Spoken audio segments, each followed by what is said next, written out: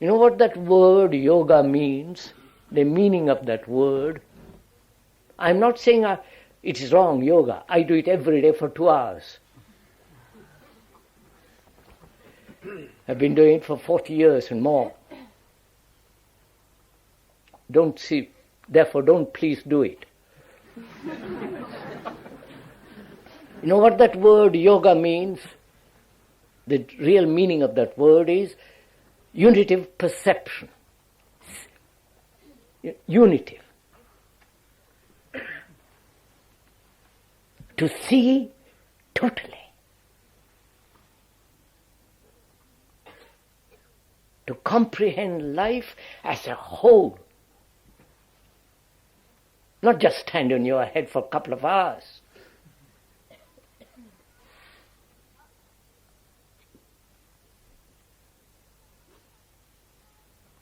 And the history of yoga, I was told by a man who seemed to know a great deal about it,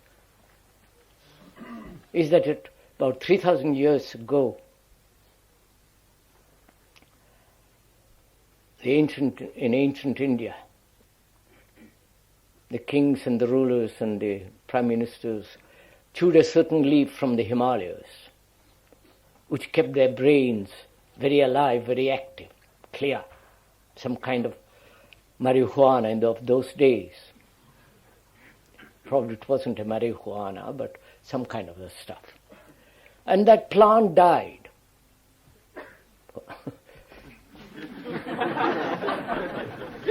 And so they had to invent a series of exercises which would keep the glands of the human system active, alive, and functioning properly.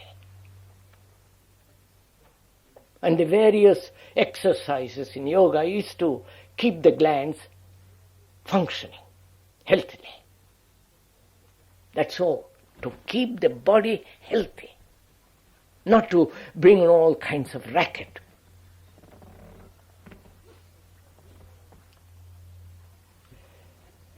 So,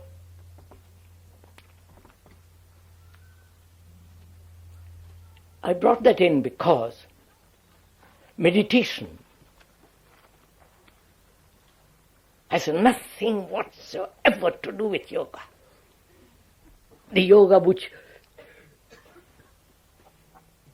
is practiced. Yoga means, as it is translated now, joining, yoking two separate things together. I am sure it had quite a different meaning at the beginning. Yoga meant probably harmony, not bringing two things together. Soul and the body and the Atman and all the rest of it. And I once saw at a station in India a beggar doing yoga most beautifully. They were throwing coins to him from the railway carriage. And he was doing the most complicated yoga with the greatest of ease.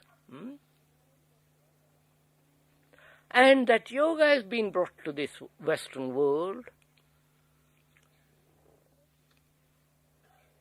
to make people healthy, happy, young, find God. You follow? Everything is involved in it now. Originally, from what I have been told, there was certain weed, certain leaf in the Himalayas, which only very few people chewed, and it kept their brains and their mind tremendously alert. And as the vine or the bush disappeared, then they had to invent a system called yoga, which kept all the glands perfectly healthy, operating efficiently. And that's how yoga came into being, which is exercises. And also in it is involved a way of life, not just doing some silly little exercises, a way of life in which there is no drugs, it follows morality, all the rest of it.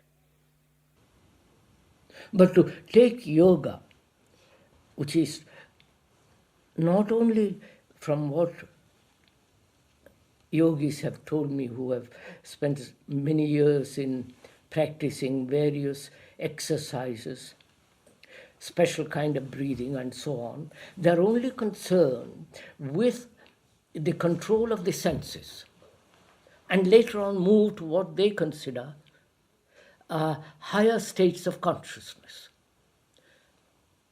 Control the senses through breathing, through various forms of exercises, through repetition, through concert and so on, and gradually reach higher level of consciousness where you see various things and so on. And therefore it is still with the realm of practice, control, all the rest of which we went into the other day.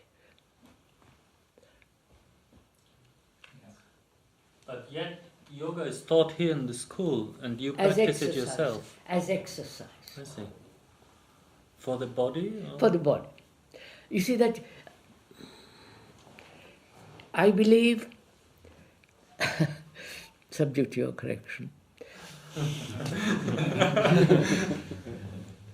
I believe originally the whole question of yoga started some 3,000 years ago, I believe, when the elite chewed certain leaf from the Himalayas.